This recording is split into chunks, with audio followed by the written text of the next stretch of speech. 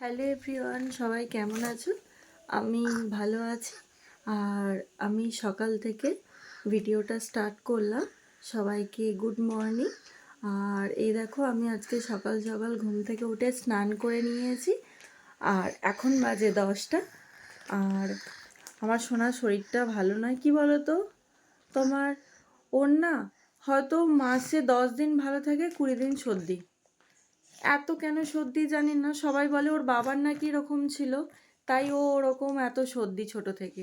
আবার কেউ কেউ বলে ও পেটে থাকতে আমার সর্দি হয়েছিল না, আমার হাতে মানে শিরাতে ইঞ্জেকশান চলতো দুবেলা, ওই জন্য সেই এফেক্টটা ওর পড়েছে। ওই জন্য ওর শরীরটা ভালোও নয়, সেরকম ভিডিওও আমি করতে পারছি না।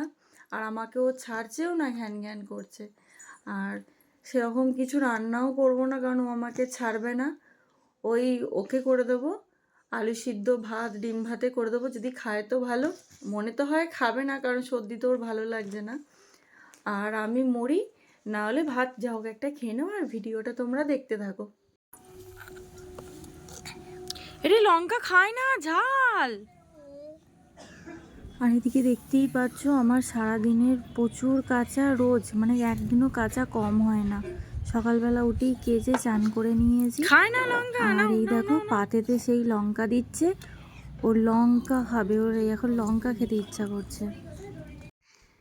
আমরা এখন রেডি হয়ে নিয়েছি, আর আমরা ভাত খেয়ে ঘুমিয়ে পড়েছিলাম। ঘুম থেকে উঠে এই যে সোনাকে রেডি করে দিয়েছি, আমি রেডি হয়ে নিয়েছি।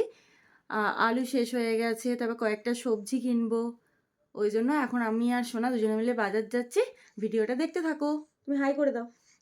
হাই। বল কেমন আছো সবাই।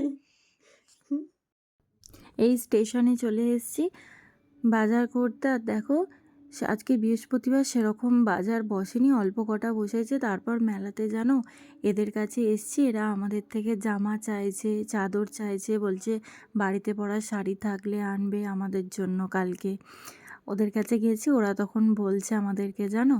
তারপর আমরা বাজার টাজার করে বাড়ি চলে এসেছি। জিলিপি নিয়েছি, তোমার সর্ষের তেল, সার্ফ এক্সেল, এদিকে সোনার জন্য ফল নিয়েছি 2 রকম, লেবু, সবেদা, বেদানা নিয়ে তারপর খাওয়া দাওয়া করে সোনার বাবা বলল আমি একটু সোনাকে ধরছি, তুমি তাড়াতাড়ি বিছানার চাদরটা চেঞ্জ করে নাও। ওই জন্য বিছানার চাদরটা চেঞ্জ করে নিচ্ছি। আর ভিডিওটা এই পর্যন্ত। Good night, tata.